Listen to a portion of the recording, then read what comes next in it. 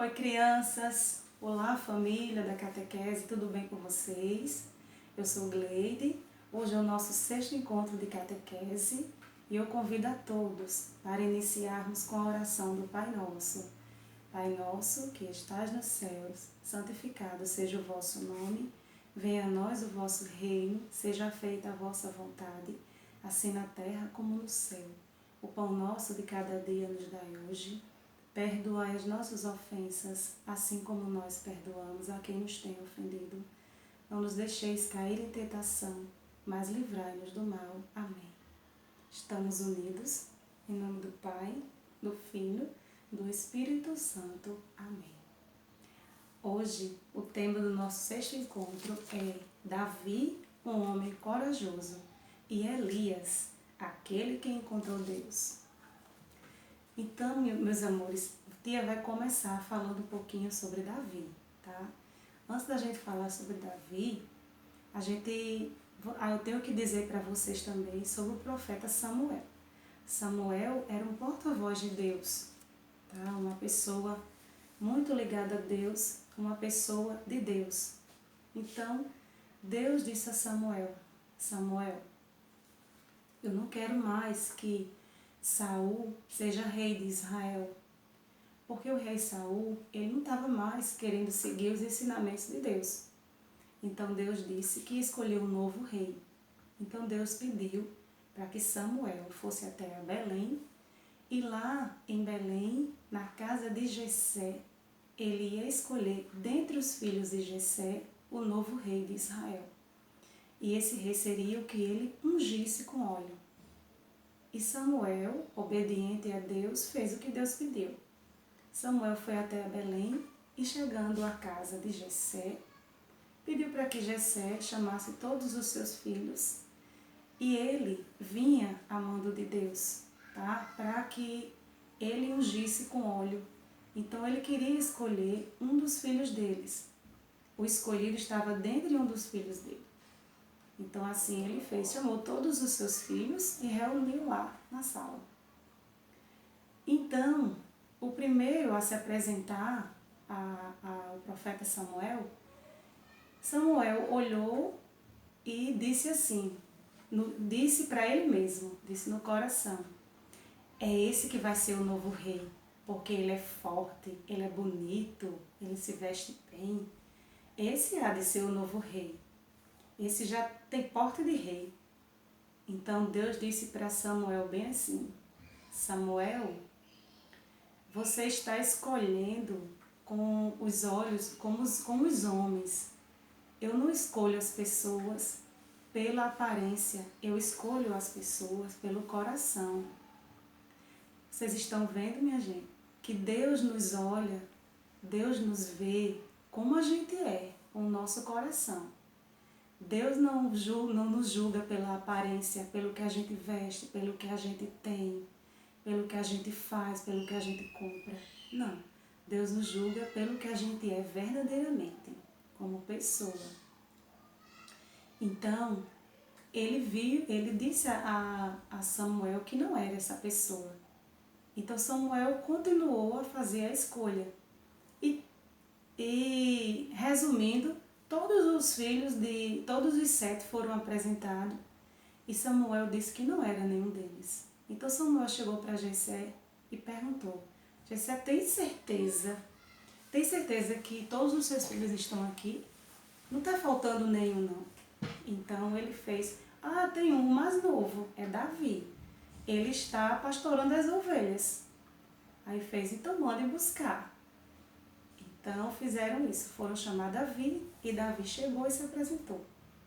No meio de todos, Davi entrou e quando se aproximou de Samuel, Deus disse a Samuel, é este Samuel, unge ele com óleo. Então Samuel fez o que Deus tinha pedido, pegou o óleo e derramou na cabeça de Davi.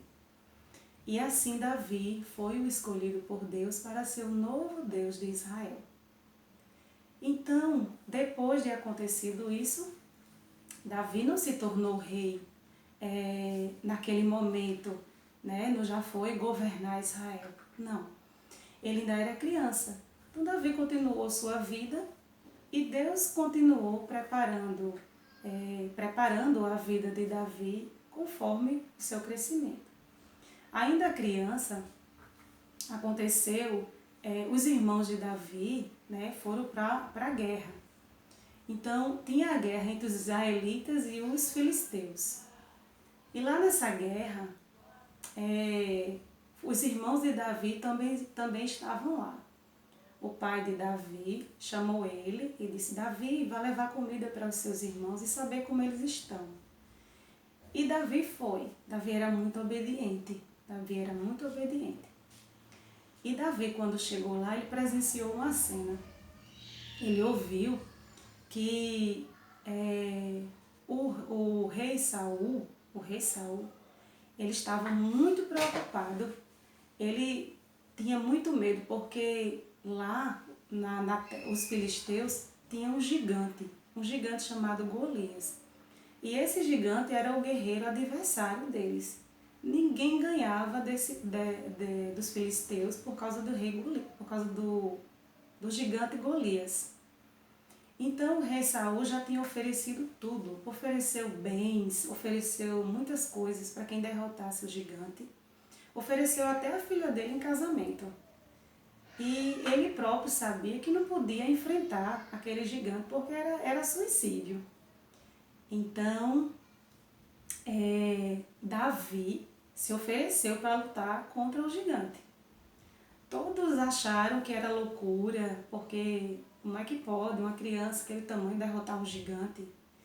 E o gigante também, os filisteus, eles fizeram lá um acordo, que se eles vencessem, todos os israelitas seriam escravos deles. Caso contrário, os filisteus seriam escravos dos israelitas.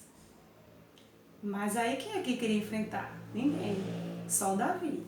Davi teve coragem, então Davi pediu licença ao rei Saul e perguntou se ele podia fazer, se poderia derrotar. O rei Saul, mesmo sem acreditar, mas não tinha o que fazer porque ninguém se queria fazer isso, aceitou. Então pediu para que colocassem armadura em Davi. Davi, muito pequeno, magrinho, então não suportou as armaduras, ele disse: não, eu vou lutar sem armadura. Então o rei Saul ofereceu também o escudo. Ele fez: não, o escudo é meu Deus. Então o meu Deus é a minha força. Eu vou lutar em nome de Deus e eu vou vencer essa batalha pela honra e glória de Deus. E assim ele fez. Então ele foi para o campo de batalha lutar contra o gigante, pegou algumas pedrinhas que tinha lá, tacou no gigante, foi bem no meio da testa e exterminou o gigante. O gigante morreu. E assim o povo israelita foi assim que venceram os adversários, né? Então, por causa desse acontecimento, Davi ficou muito famoso, muito famoso. O rei Saul ficou muito famoso. O rei Saul era uma pessoa que ele era muito nervoso, era uma pessoa muito nervosa, muito perturbada. Então, até para dormir, ele precisava, os empregados dele cantavam para ele dormir, para ver se ele se acalmava. Então, com a fama de Davi, né, por todos conhecerem Davi, então descobriram também que Davi tinha um talento também. Além de coragem, Davi também compunha músicas e ele tocava também, ele tocava harpa. Então, quando ele estava no pasto, ele tocava para as ovelhas, ele fazia muitos louvores a Deus. Muitos louvores desses estão na nossa Bíblia. 73 deles, louvores, estão na Bíblia, que são chamados de salmos. Então, tem muitos salmos de Davi na Bíblia, todos de louvores a Deus. Nos momentos de sofrimento, nos momentos de angústia, de alegria, de adoração, ele fazia, ele compunha para Deus.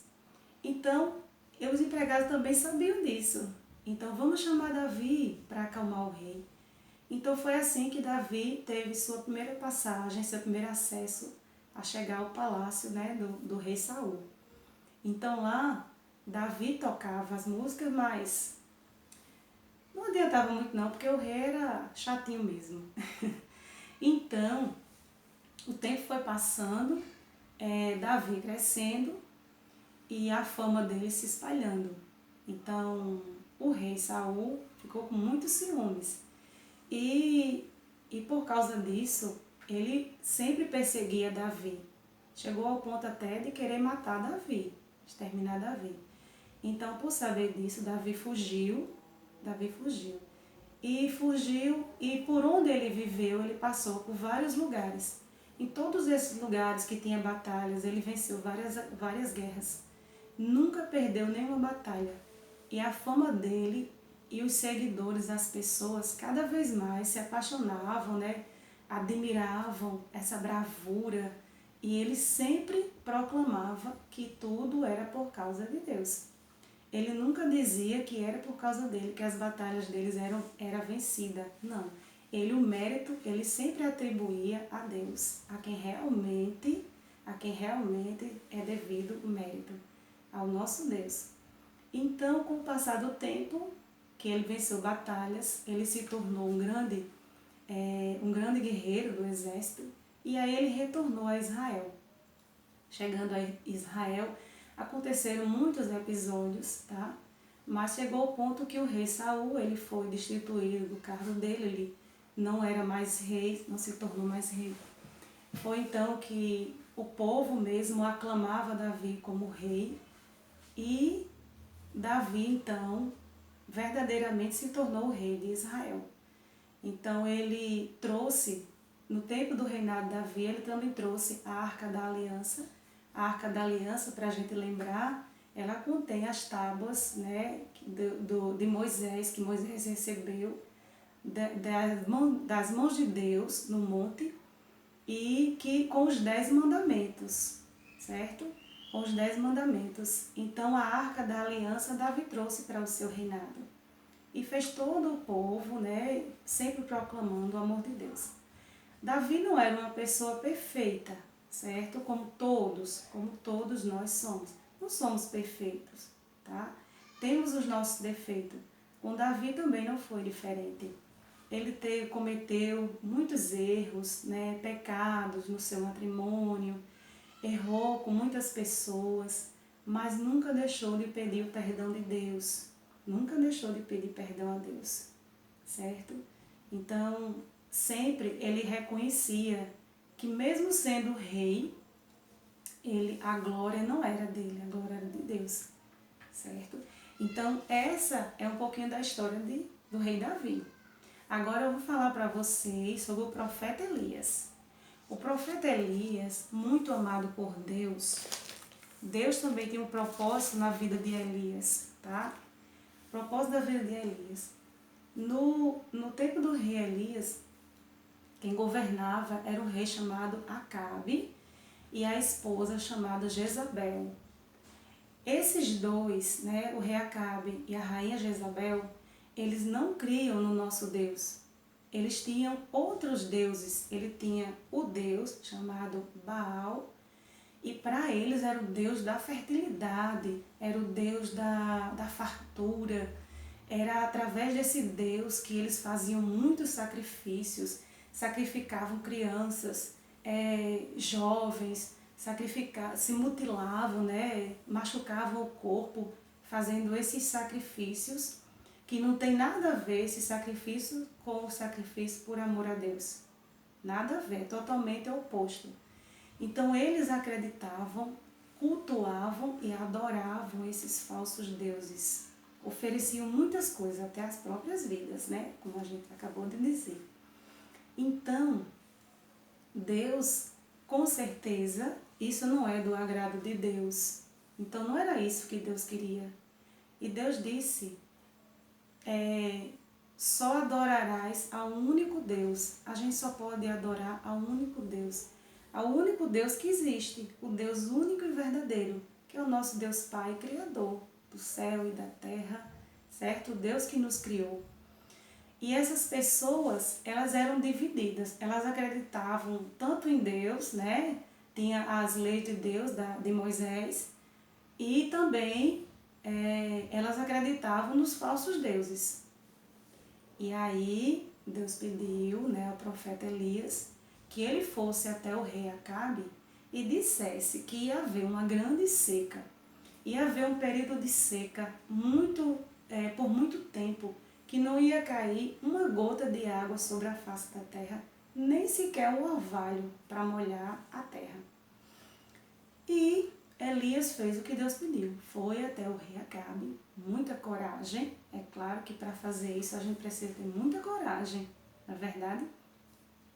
Ele foi com muita confiança e coragem e chegou para o rei Acabe e falou: Deus mandou avisar que ia ter um período de seca, que não vai chover.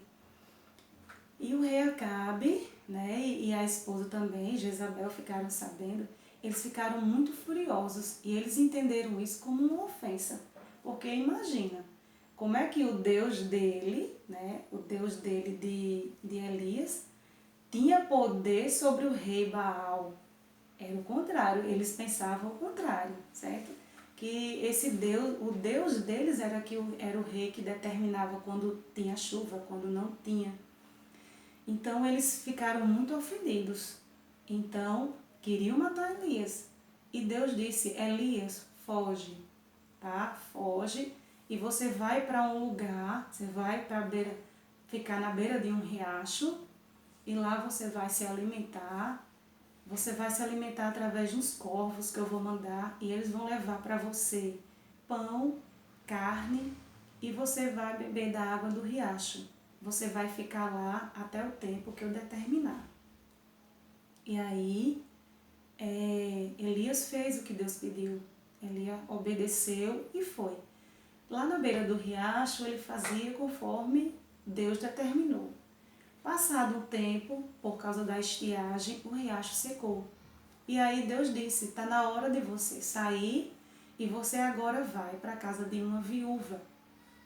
Lá na casa dessa viúva você vai se alimentar e você vai esperar até o tempo que eu determinar para você retornar para Israel. E assim ele fez.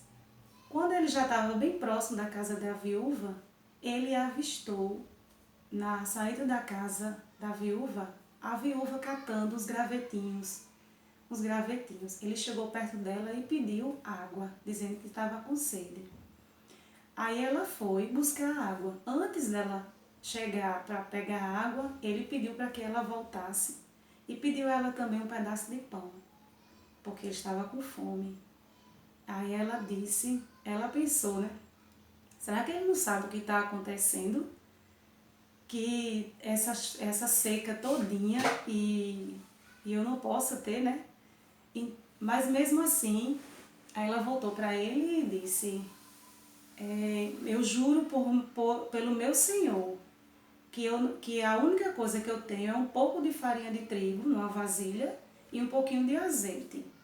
Depois é isso que eu vou fazer, esse alimento que eu vou fazer para mim e meu filho comer. Depois morreremos de fome, porque está havendo a seca e não vai ter mais o que comer. E aí ele disse: não se preocupe, porque para quem tem um pouquinho de farinha e um pouquinho de azeite, Deus não deixa faltar, nem para você, nem para ninguém.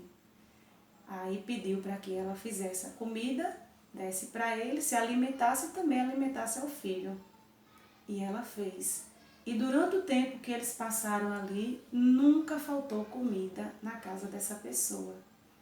Meus amores, quando a gente confia, quando a gente tem essa confiança, essa certeza que Deus vai providenciar, então nada nos falta na nossa vida, nada nos falta. Mas isso só vem com confiança se a gente tiver em Deus. Então Elias profetizou isso, passou aquele tempo ali. Depois de um longo tempo, o filho da mulher adoeceu. Ele adoeceu e chegou a morrer. Então a mulher, com certeza, é óbvio, ficou muito triste, chorava muito. E Elias pediu o menino para que ele pegasse o menino nos braços. Ela aceitou. Elias pegou o menino no braço, subiu até a parte mais alta da casa e aí colocou o menino lá deitado e fez uma oração a Deus. Ele suplicou a Deus: fez uma oração a Deus de todo o coração e Deus atendeu para que o menino voltasse a viver. E o menino voltou a viver e ele devolveu a criança aos braços da mãe, tá? Depois desse período, e passaram mais ou menos uns 3 anos de seca, então a cidade de Israel estava muito seca, sem nada, e a fome estava reinando em todos os lugares. Então foi o tempo que Deus pediu para que Elias voltasse. Chegou a hora, Elias, a hora e chegou. Então ele retornou e quando chegou lá, ele avisou, disse que tinha chegado a hora que Deus ia acabar com a seca, certo? E aí Jezabel cada vez mais enfurecida, porque como é que ele dizia um negócio desse que ele sabia? Ele não sabia. Jezabel também já tinha culpado Elias dele ser o próprio culpado da seca, tá? Ela já estava atribuindo a seca ao próprio Elias. Então, muito furioso, só aumentou mais ainda a raiva. Mas aí, Elias falou que ele propôs o seguinte: então, o altar deles, Elias também ia reerguer o altar do seu Deus, né, do nosso Deus, e eles iam fazer o sacrifício. Então, o sacrifício que fosse aceito, conforme Deus pediu que ele fizesse, então eles teriam que crer no único Deus verdadeiro. Então, como era esse sacrifício que eles deveriam fazer? Cada um pegava lá no altar, colocava as lenhas, colocava um novilho. Novilho é um boi novinho, tá? Uma vaca novinha, novilho.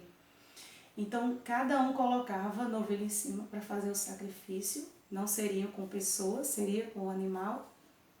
E aí, o fogo que acontecesse no altar, tinha que ser um fogo espiritual, não poderia ser um fogo feito por alguém, por nenhuma pessoa. Então esse fogo teria que ser espiritual, de forma sobrenatural.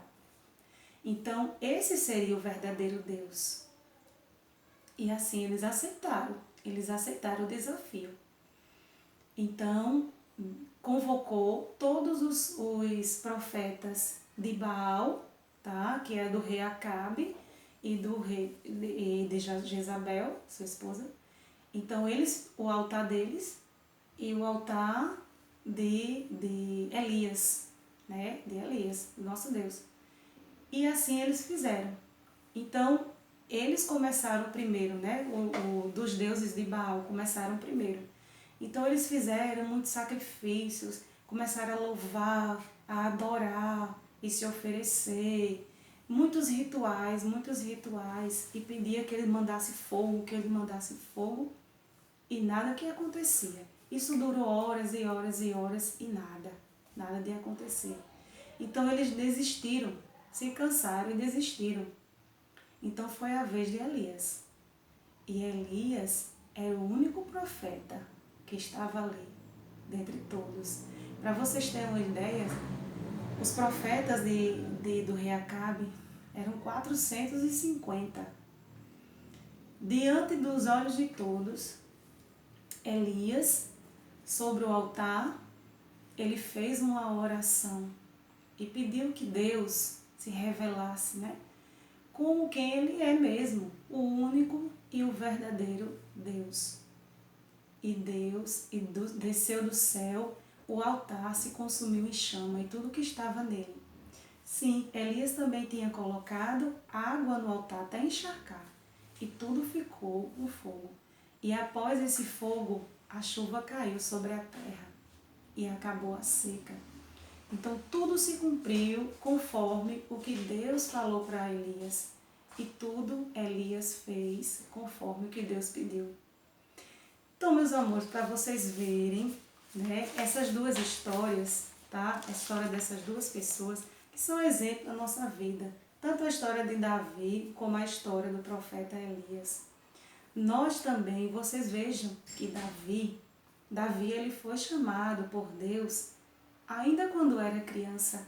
Vejam que para a gente receber um chamado de Deus, tá? Para qualquer coisa na nossa vida, nós não estamos nesse mundo à toa, tá certo? Nós temos um chamado de Deus.